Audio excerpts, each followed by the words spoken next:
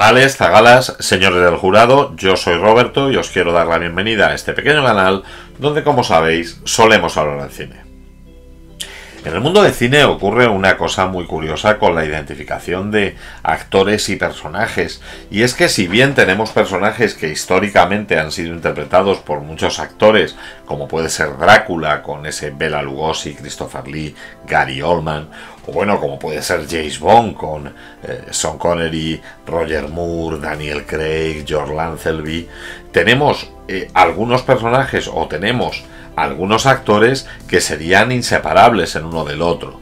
Esto, por ejemplo, nos ocurre con Rambo y Sylvester Stallone, o nos ocurre también con Terminator y Arnold Schwarzenegger, o bueno, incluso al revés. ¿Quién no recuerda a Lobezno cuando vemos una fotografía de Hugh Jackman? Oyéndonos al cine clásico, ¿quién no recuerda al monstruo de Frankenstein cuando vemos una fotografía de Boris Karloff? En ocasiones ha habido incluso actores que han tenido serios problemas por interpretar a un personaje asociado con otro actor. Si no, recordad lo que ha ocurrido con la versión de Solo. Y es que todo el mundo veía como Solo a Harrison Ford. Pero hay un actor que cuando la gente le ve normalmente siempre dice, bueno, es Dominic Toretto, y este no es otro que Vin Diesel. Pero eso aquí no pasa. ¿Y sabéis por qué?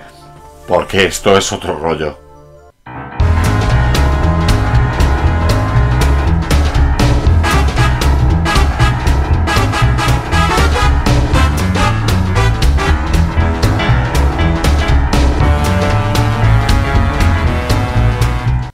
En el año 2000 llegó a nuestras pantallas la película Pitch Black, dirigida por David Twohy y protagonizada por Vin Diesel y Radha Mitchell. En esta película podemos ver cómo pues una nave espacial que está haciendo pues un transporte de pasajeros hacia otro sistema sufre un accidente en las cercanías de un planeta desconocido y cae en un tremendo accidente en el cual únicamente quedan un puñado de supervivientes. Entre estos supervivientes tendremos a la capitana Caroline Fry, tendremos al mercenario Jones, tendremos pues una pareja de prospectores con Sasha y Zeke, tendremos a un imán el cual va acompañado por algunos de sus discípulos en una peregrinación a la Nueva Meca, y tendremos al prisionero que trasladaba a este mercenario, el cual será presentado como Riddick. ¿Qué demonios fue lo que pasó? Pudo ser una tormenta de meteoros. O tal vez un cometa, cabrón. No lo sé. Bueno, yo estoy realmente agradecida. Este bicho no es para aterrizar así, pero... Así, tras caer en este planeta, descubrirán pues varias cosas curiosas del mismo. La primera de ellos es que se trata de un planeta con 3 soles, con lo cual la sensación de calor, el desierto y esa travesía hacia un lugar civilizado se convertirá en algo bastante complicado. Por otra parte, Jones les informará de la naturaleza de Riddick, este personaje que ha huido de una prisión de máxima seguridad, matando al piloto de una nave, dado que sabe pilotar, y que pretenderá convertir en una amenaza para todos los supervivientes. Tras un poco de tiempo y yendo por ese recorrido, se encontrarán una especie de asentamiento de colonos, una especie de asentamiento de prospección de minerales, el cual sin embargo está completamente abandonado, pero en el que con gran alegría descubren que hay una nave de escape, que hay una nave espacial, la cual les podría servir para volver a casa, con lo cual pues todos empiezan a idear una especie de plan para conseguir, pues bueno, reparar la nave, llevarle el combustible suficiente y salir del planeta. Así, mientras vemos que Jones les plantea como principal amenaza la presencia de Riddick, nos vamos a ir encontrando como Riddick, un superviviente nato, está estudiando el terreno, está viendo particularidades y sobre todo está la gran pregunta, que es ¿dónde fueron todos los colonos? Todos vosotros me tenéis mucho miedo.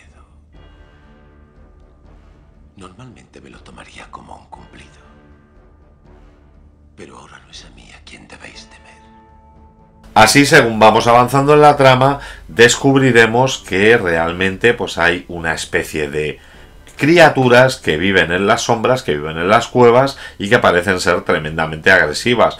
Pero dado que estas criaturas son fotosensibles, son dañadas por la luz del sol, no parece que sea un problema en un planeta con 3 soles. Hasta el momento en el que descubren que cada 22 años hay un momento en el que se produce una especie de fenómeno de alineación planetaria que hace que se inicie una gran noche, que se inicie una gran oscuridad, que realmente nunca se nos cuenta cuánto tiempo duraría, pero durante la cual todas estas criaturas podrán salir de esas cuevas y campar libremente por el planeta.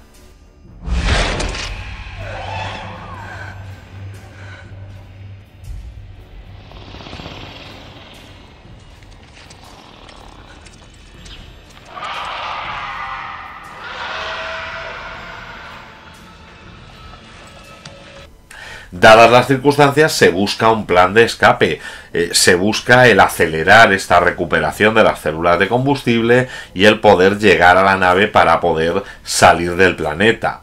Ante lo cual Jones tendrá que hacer un trato con Riddick, mediante el cual, pues bueno, si Riddick les ayuda a reparar la nave y a conseguir las piezas, él, pues bueno, hará la vista gorda y hará ver como que ha muerto en el planeta, permitiendo así que éste goce de libertad.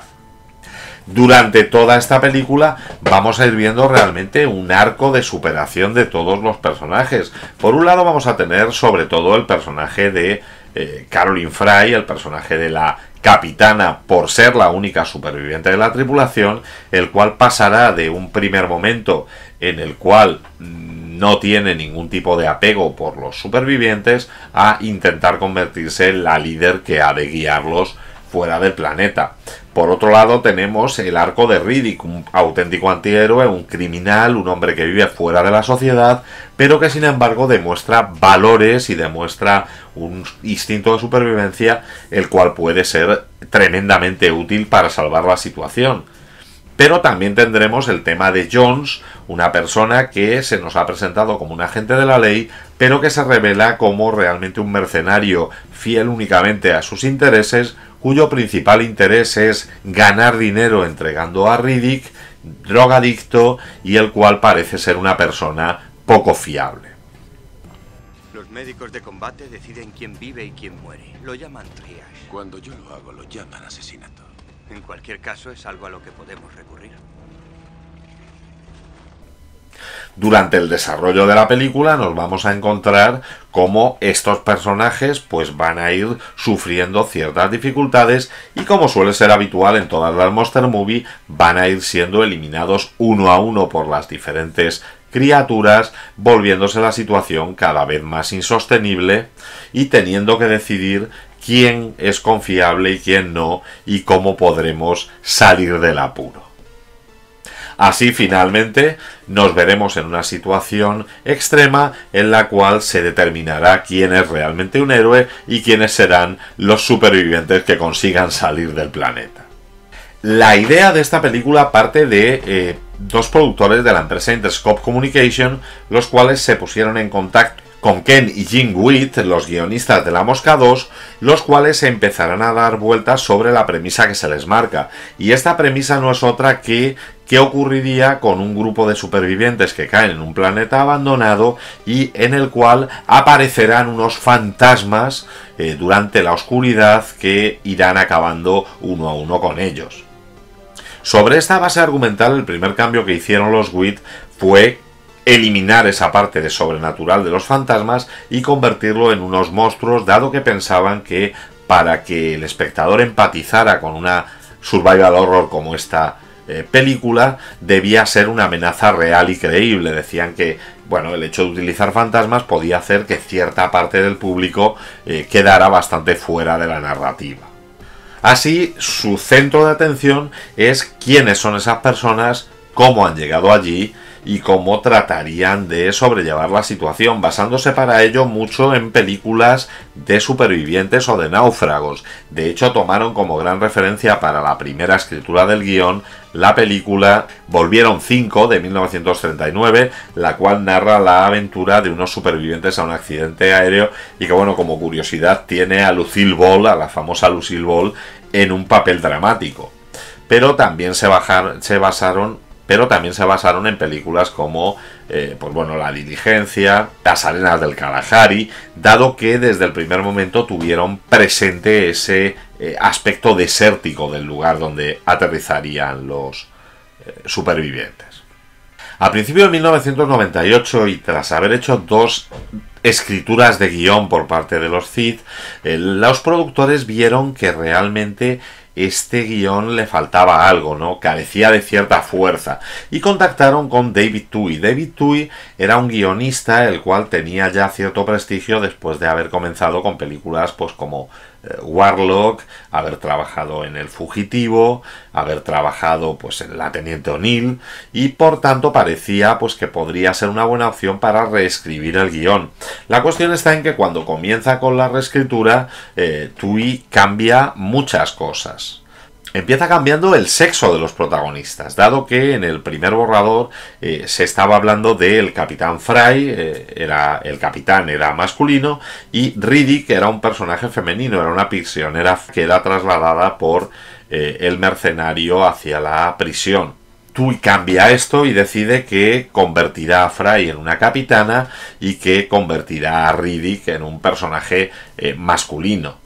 De la misma manera fue idea suya convertir a Jones en ese drogadicto poco fiable, mientras que convertía a Riddick prácticamente en un personaje con un sentido del honor exacerbado, y sobre todo cambiaba el final de la película, dado que en los primeros guiones la capitana sobreviviría y Riddick fallecería en el planeta, mientras que finalmente, pues bueno, como sabemos, Riddick no fallece en la versión que conocimos de Pitch Black. ¿Qué les decimos sobre ti? Diles que Riddick murió.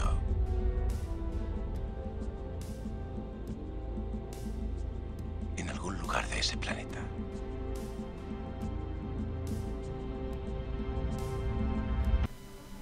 Una vez reescrito el guión con estos nuevos términos, comienza el trabajo de producción, y los productores, dada la implicación que David Twohy había tomado con el guión y dado que tenía esta claridad tan espectacular en cuanto a la manera de enfrentarse a la película, decidieron que sería él la mejor elección para director y comenzaron con el proceso de búsqueda de protagonistas.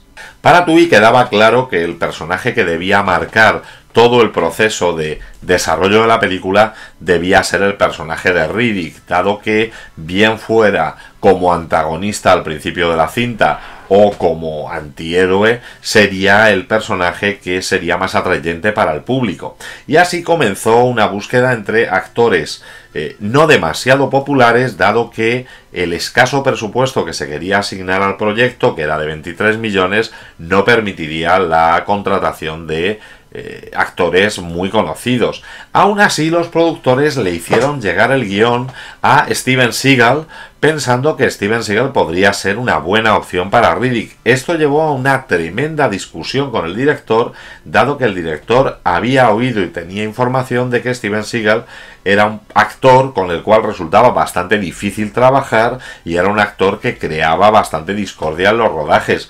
Esto le suponía un serio problema y no estaba a favor de que Steven Seagal, que sí había mostrado un cierto interés, fuera la elección final para este papel de Riddick. Cuando los productores le preguntaron por cuál era su elección para Riddick, este dijo un nombre de un actor que estaba empezando y que era muy poco conocido, y este no es otro que nuestro querido Vin Diesel. Y es que Vin Diesel había hecho en el año 95 un cortometraje llamado Multifacial, el cual había llegado a manos de este director y el cual le parecía que sería la persona adecuada para dar vida a este antihéroe. En aquel momento Vin Diesel no había hecho prácticamente nada, había hecho apariciones pues en Despertares haciendo de celador, o había aparecido pues, bueno, en un pequeño papel en Salvar al Soldado Ryan, o bueno, le había puesto la voz al Gigante de Hierro de Brad Bird, pero no era aún una cara conocida ni tenía un prestigio dentro de Hollywood, con lo cual el hecho de que quisieran contratarle le pareció una grandísima oportunidad y estuvo encantado de ponerse a las órdenes de David Twohy para rodar Pitch Black. Para el papel de Caroline Fry, para el papel de esta capitana circunstancial o capitana obligada por las circunstancias, contaron con la actriz australiana Radha Mitchell, la cual tuvo ciertos problemas a la hora de afrontar el personaje, dado que pues bueno, su planteamiento era que al ser un personaje que iba a estar entre Jones y Riddick, dos hombres fuertes, corpulentos, ella sentía como que no tenía suficiente presencia física como para poder ser la capitana y poder generar órdenes, con lo cual para ella fue todo un reto el plantearse esta interpretación. De hecho, uno de los arcos que para mí me parecen fundamentales en esta película es cómo este personaje pasa pues de la actitud individualista y cobarde que nos va a mostrar durante el accidente a ser una líder que está preocupándose por la vida de los demás y que trata de sacar a todo el mundo de allí. Y este paso hacia una heroína de acción me recuerda que os tenía que comentar una cosa.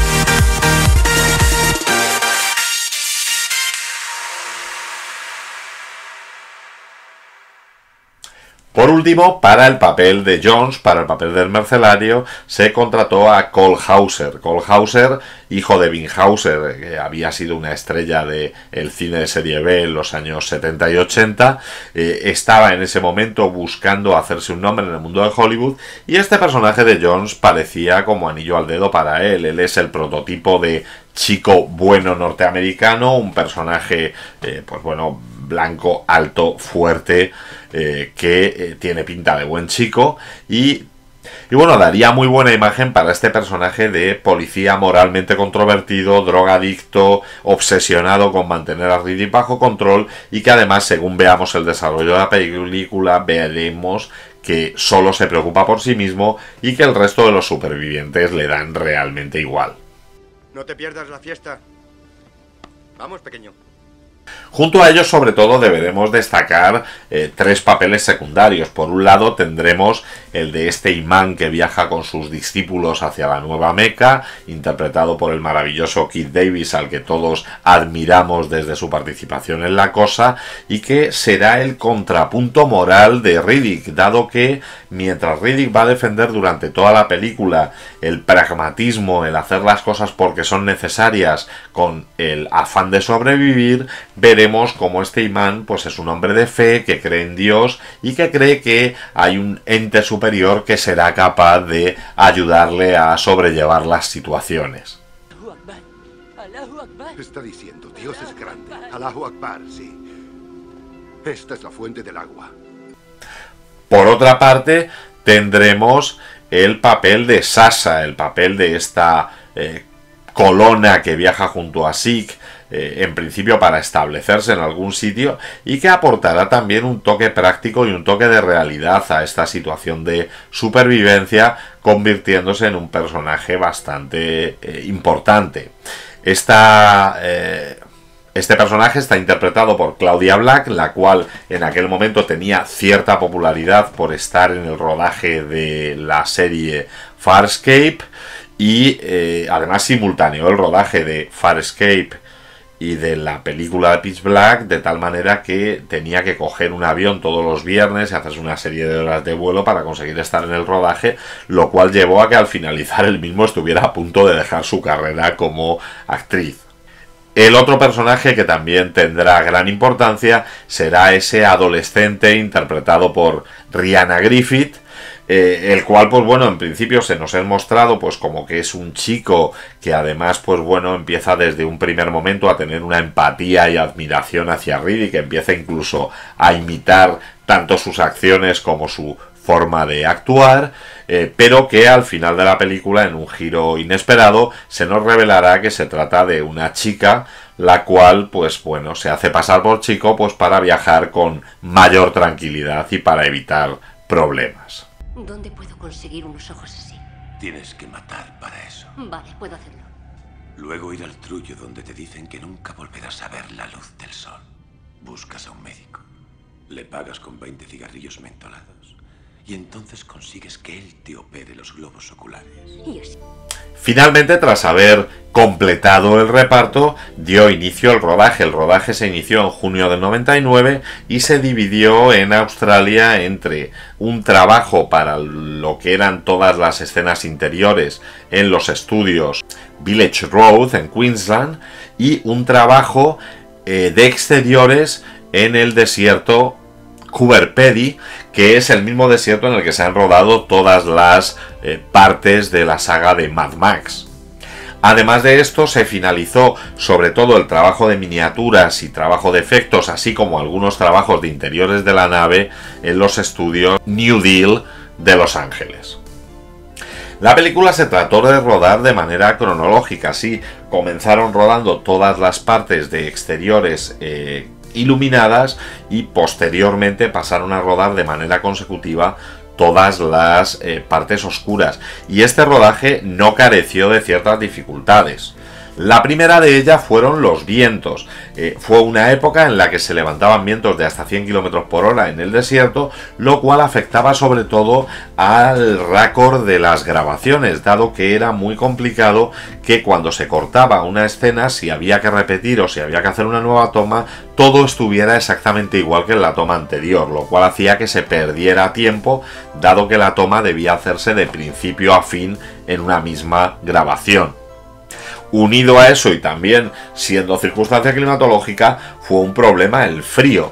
Debemos tener en cuenta que estaban rodando y en el desierto, como todos sabemos, por la noche la temperatura baja drásticamente, con lo cual pasábamos de estar a unos 40 grados durante el día a tener tan solo 5 en las horas finales de la tarde, que era cuando se planificaba la mayoría de los rodajes.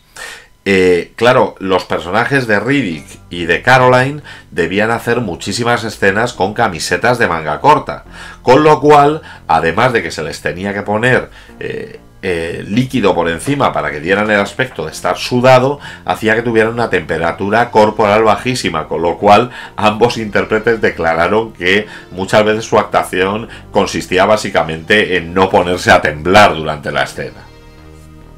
Además, por la escasez de presupuestos y también, ¿por qué no?, por el carácter de los propios protagonistas, tanto Vin Diesel como Hauser quisieron rodar la mayor parte de sus escenas físicas, no utilizándose apenas dobles. Esto supuso también un problema, primero porque, pues bueno, en la escena en la que Vin Diesel va en la cámara criogénica y va amordazado, tuvo un ataque de claustrofobia, el cual fue muy incómodo. Pero es que posteriormente, en la escena en la que tira de una lona en una caseta para dejar al descubierto al personaje de Jack, pues bueno, el actor tiró con todas sus fuerzas, pero nadie se había acordado de soltar la lona, con lo cual tuvo un tirón en el hombro, el cual le impidió rodar ciertas escenas. Por ejemplo, la escena de la huida de Riddick, en la cual pues se disloca los dos hombros para conseguir sobrepasar la cadena, a pesar de que había sido una escena que había sido realizada por Vin Diesel sin ningún problema en los ensayos previos, cuando llegó el día del rodaje, pues no pudo hacerla como consecuencia de esta lesión y tuvo que ser auxiliado por efectos visuales. También fue un problema los ojos de Riddick, estas lentillas que tuvo que utilizar para simular su visibilidad por la noche, para lo cual se usaban unas lentillas combinadas con efectos de CGI. ¿Cuál fue el problema? que es que la primera vez que se probaron las lentillas se usó un líquido que no era el adecuado y estas se quedaron adheridas a las córneas del pobre Vin Diesel, el cual tuvo que esperar durante 3 horas a que llegara un oftalmólogo, pudiera retirar las lentillas y bueno, sufrió alguna pequeña fisura en las córneas, las cuales afortunadamente pues no le supusieron ninguna secuela. Y bueno, siguiendo con el tema ojos, tenemos el hecho de que el personaje de Cole Hauser, de que Jones, se inyecte la droga en el globo ocular. Esto fue una idea que fue propuesta directamente por Cole Hauser al director, dado que, pues bueno, indicaba que había leído en algún sitio que algunos drogadictos hacían esto a fin de que no se notase ningún tipo de pinchazo en el cuerpo. El director lo vio bien, pero pues bueno, para evitar problemas y para evitar que se pudiera hacer daño por un cierto nerviosismo, esa escena fue grabada directamente por el propio Cole Hauser. Pero además de todos estos problemas que estamos comentando, el peor problema no haría sino que llegar al final prácticamente del rodaje, y es que la empresa Polygram Pictures, que era el socio en la producción, quebró. Con lo cual quedó en el aire si la película podría ser o no estrenada, y tenían a todo un equipo realizando una película en Australia sin saber si esta película podría llegar nunca a la gran pantalla. Y realmente la tabla de salvación que tuvo la película, que estuvo muy cerquita de ser estrenada directamente en vídeo, no fue otra que la Universal Pictures, y por una razón bastante práctica. Universal Pictures había contratado a Vin Diesel para convertirse en Dominic Toretto en The Fast and the Furious, y lógicamente tenían la intención de que su estrella tuviera cierta promoción y fuera moderadamente conocida. Para ello necesitaban que este Pitch Black se convirtiera en una película conocida, y pusieron el dinero necesario, compraron los derechos de la parte de Polygram para garantizar el estreno de Pitch Black en cines. Aunque Pitch Black no tenía un gran presupuesto, sí que tenía necesidad de efectos especiales, y es que en la película hay hasta 200 planos de efectos especiales, los cuales combinan por una parte efectos visuales y animatrónica, y por otra parte efectos digitales y CGI. Para la parte de efectos digitales se contrató a la empresa Double Negative de Peter Chan, mientras que para la parte de efectos de miniaturas se contrató a la Hunter Grasner. Curiosamente hay un homenaje a la propia Hunter Grasner, porque además de ser la empresa de efectos especiales, será el nombre de la nave espacial en la que viajaban nuestros protagonistas. Además, eran conscientes de que tenía gran importancia para el éxito de la película el aspecto de los monstruos, el aspecto de las criaturas, y para ello contactaron con Patrick Tatopoulos, el que en aquel momento acababa de finalizar Godzilla, y pues bueno, le pidieron el diseño de estas criaturas dándole las características que aparecían en el guión, y fue él quien decidió, basándose en que eran unas criaturas nocturnas que vivían en cuevas, en que el origen debería ser pues parecido al de los murciélagos, tomando la decisión de convertirla en unas criaturas voladoras sin visión, que se moverían por el sonido y que tendrían unas mandíbulas chasqueantes, las cuales resultarían muy amenazantes para su presa. Sobre este diseño, el grupo John Cox Creature Workshop fue el que diseñó unos modelos en vinilo y en látex, los cuales serían utilizados para los planos cercanos y para los planos de ataque, mientras que el resto de configuración de los monstruos y el resto de movimientos se harían utilizando CGI. Las criaturas, que se darían llamar Bioraptors, realmente para los planos cercanos eran un animatrónico que tenía a 2 titiriteros, los cuales manejaban los brazos ante los cuales se enfrentaba el actor en el momento del rodaje.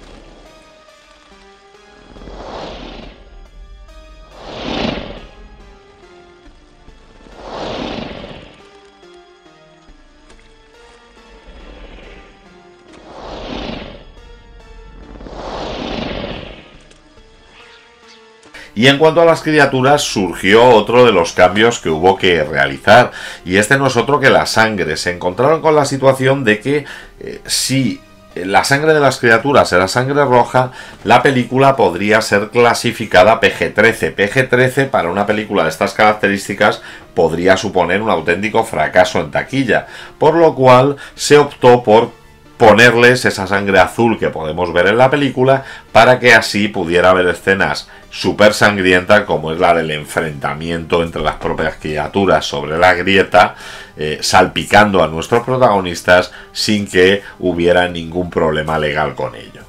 De hecho, una de las escenas más sangrientas de la película será esa huida a través de la garganta, en la cual pues las criaturas se están enfrentando unas y otras detrás de ella, la cual parece que divirtió mucho a los técnicos porque, según declaran, ellos se limitaron a lanzar las 9 réplicas de Bioraptor de las que disponían contra los actores constantemente, lo cual, pues bueno, parece ser que fue bastante divertido. Para la banda sonora se contó con Greme Rebel, el que había hecho ya la composición de la banda sonora del Cuervo, el cual sinceramente creo que logró un leitmotiv bastante reconocible para Riddick y que luego ha seguido siendo utilizado en sus secuelas.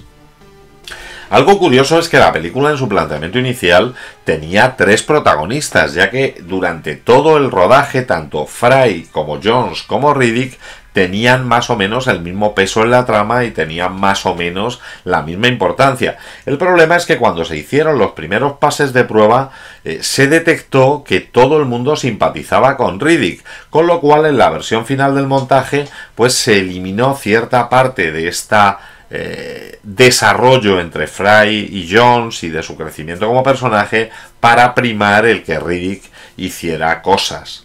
También en esos pases de prueba se detectó que algunos espectadores no sabían dónde sucedía la película, no tenían claro qué mundo era ese.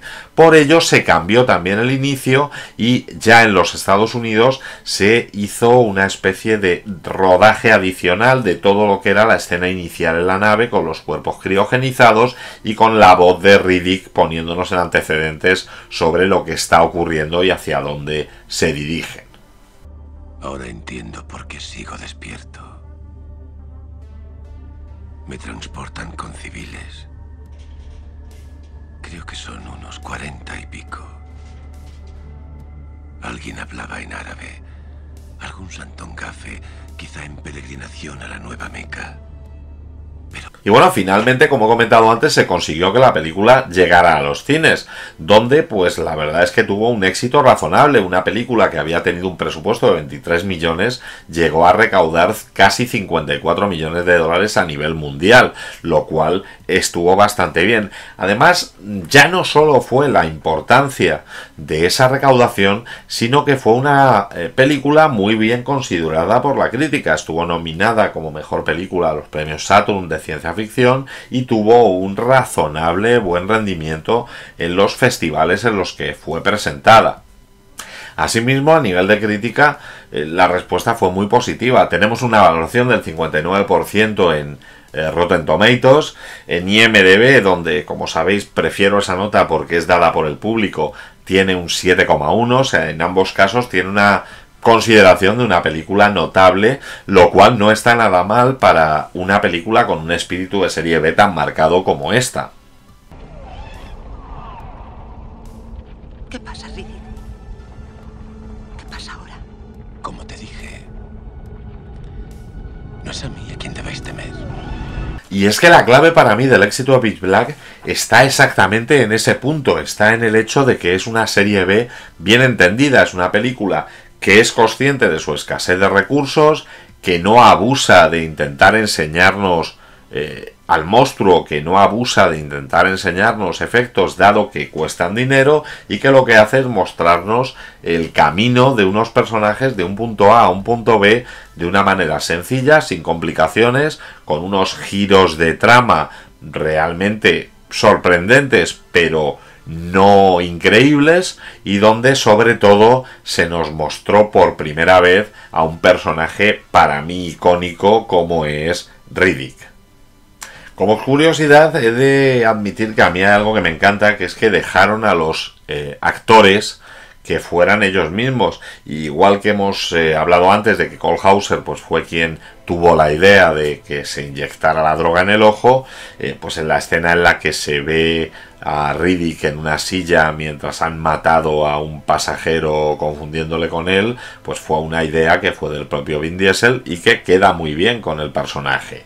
Igual que la exclamación de "ahí tiene usted a mi Dios, señor Riddick", que soltará el imán al final de la película y que no fue más que una improvisación de Keith David que queda fenomenal. Pero bueno, el personaje resultó tan icónico, la película tuvo tanto éxito, que la flamante propietaria de sus derechos, Universal Pictures, decidió no reparar en gastos y hacer una secuela para esta película. No voy a profundizar en la secuela, dado que no era el objeto de este vídeo, pero las crónicas de Riddick le dio otra dimensión al personaje, convirtiéndole pues en una especie de antihéroe épico, replicando la huida de la cárcel y convirtiéndolo al final pues bueno en el líder de un verdadero imperio intergaláctico. Personalmente creo que a pesar de su factura visual y a pesar de que tiene tanto actores como Judi Dench, Cal Urban, que hacen muy buen trabajo en esta película, las crónicas de Riddick perdió naturalidad, lo convirtió todo pues en una especie de Conan en el espacio que yo creo que no nos satisfizo a casi ninguno de los fans de este personaje. De hecho, las crónicas de Riddick pues tuvo un presupuesto de unos 105 millones de dólares y recaudó a nivel mundial unos 115, es decir, sin generar pérdidas para el estudio, no fue en absoluto un éxito. Y de hecho, a nivel crítico, pues solo hay que recordar que Vin Diesel fue nominado a peor actor en los Razzies, el gallardón que por cierto perdió frente al expresidente George W. Bush por su aparición en Fahrenheit 9/11. Pero el hecho es que el personaje de Riddick sí tenía una base de fans de la cual era culpable la Universal por la promoción de las crónicas de Riddick y por haber apoyado pues bueno, la creación de Escape de Butcher Bay, ese juego de Xbox 360 que estaba muy bien y que realmente era muy disfrutable, y además bueno había tenido el mediometraje de animación Dark Fury, el cual pues también había servido para que mucha gente conociese el personaje de Riddick. Y Vin Diesel, que es una persona bastante inteligente, decidió que no podía dejar morir a este personaje, y de hecho en el año 2013 recompró los derechos a la Universal. De hecho en algunas entrevistas llega a decir que tuvo que hipotecar su casa para poder comprar los derechos de Riddick, y lanzó a las pantallas la película Riddick.